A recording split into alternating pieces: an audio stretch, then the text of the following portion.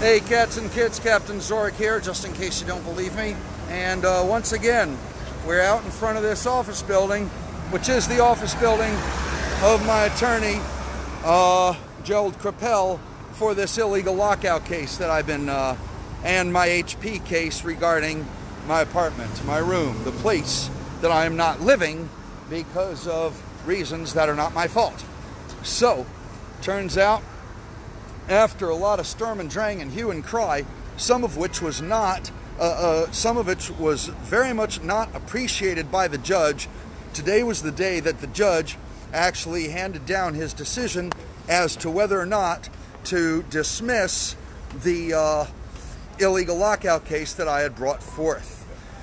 The judge seemed very fair in his questioning, not giving anything away as to which way he was going to go on it, but was very concerned as to whether or not the illegal lockout court was the court that should be handling any aspect of my case at all. And our case was that because the owners and building management had not done what the law said they were supposed to do, which is provide means of egress, that was the lockout. I furthermore made the case that the harassment by Antonio Cook prevented me from even getting in to get my stuff, because I would have to go through him to get in. He has the keys, and so I ought to have the keys.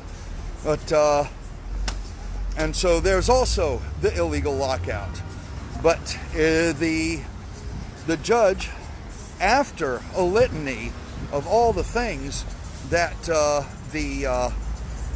respondents, the lawyers for the respondents, Ron Hariri and Charlie Balvin, did that they shouldn't have done. Oh, and by the way, I'm going to stop here so that you can see the outdoor cafe here in Chinatown. Yes, I am at Canal Street once again. And after going through and describing that he actually saw the video of Antonio Cook destroying my stuff in the room, he wound up saying that the illegal lockout court is not the court that's supposed to order people to order the illegal lockout court is not the court that's supposed to order building owners and managers to install fire escapes. So therefore the order to dismiss was accepted, was approved. And so, I mean, it's going to take a day or two or three for the paperwork to go through. But my lawyer and Hariri were discussing things, and they were saying, yes, Antonio Cook is never going to be in that room again. Don't worry, and things like that. And, when they asked, can you settle? I said $200,000. They said $1,500 because that's all that the owner has. And besides which, they would only settle with, the judge would only allow a settlement with all the parties in the case, in the building with their own cases, and I agree with that. I'm not going to settle for an amount of money without everybody else getting an amount of money that they're happy with. But even so, the judge, he cited precedents and everything else. Even that the judge should be lenient and take an open view in the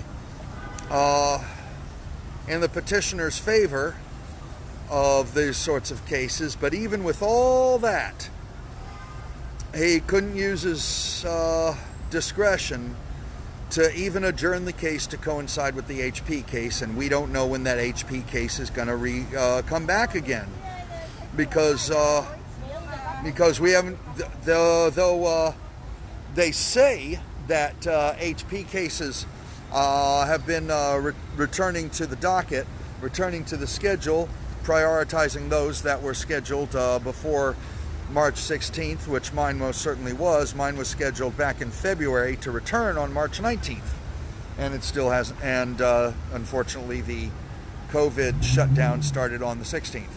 So my lawyer's sending the appropriate letters to the appropriate people to figure out when my HP case is going to be, and we're also going to be trying to figure out what I've still got the camera in my room, and what, if any, defense we can keep for my stuff, and what kind of fire we can hold the owners' feet to get them to make the building livable for me, which would simply be a fire escape or a sprinkler system.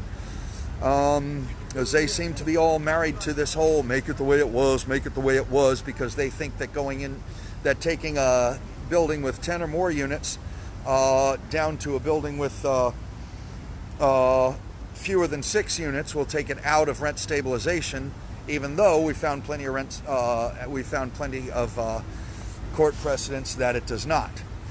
So there it is. In sum, the illegal lockout case is dismissed.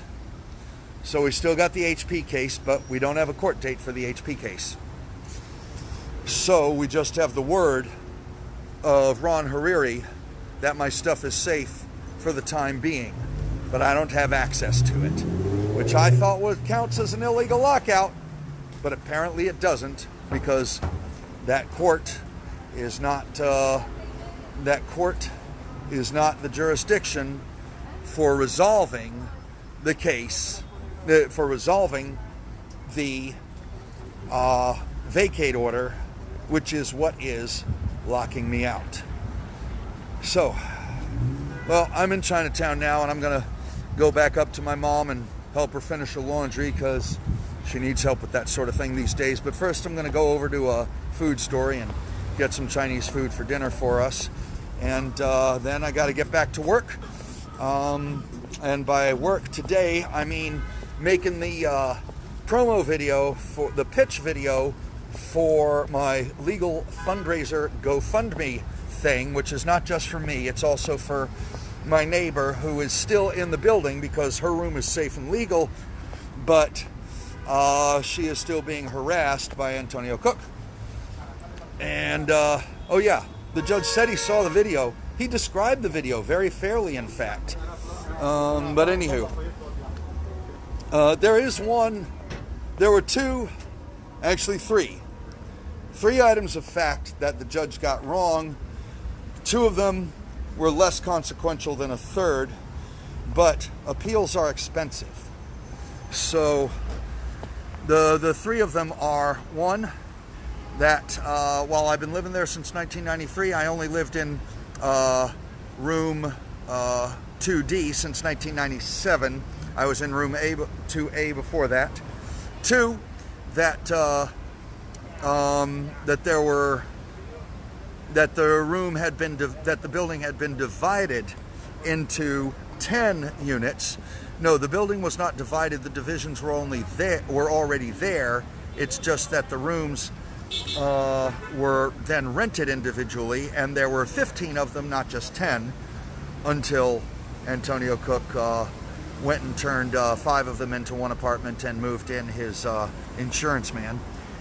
And the third thing is that when I filed the order to show cause to return the case to schedule, this illegal lockout case, after the destruction of my property by Antonio Cook, and hi John, I see. I'll get to your question in a minute.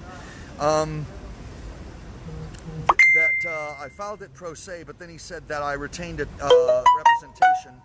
I did not retain representation until after my order to show cause was that the case was put back onto being adjourned. I didn't have a lawyer when I got in there, and I got browbeaten into re-adjourning the case on the theory that Antonio Cook me and Antonio Cook would only communicate through his lawyer, which turned out to not happen. So anywho, but now it's all in the HP court. and we don't have a date for even a hearing or a conference in the HP court. Okay, so isn't keeping you from your stuff just plain theft? Yep, you could say that, but it's not the illegal lockout case's jurisdiction to prosecute for theft. And heck, you'd think that the destroying of my stuff would be contempt of the court, sure, but since the case was dismissed, then there's nothing to be contemptuous of.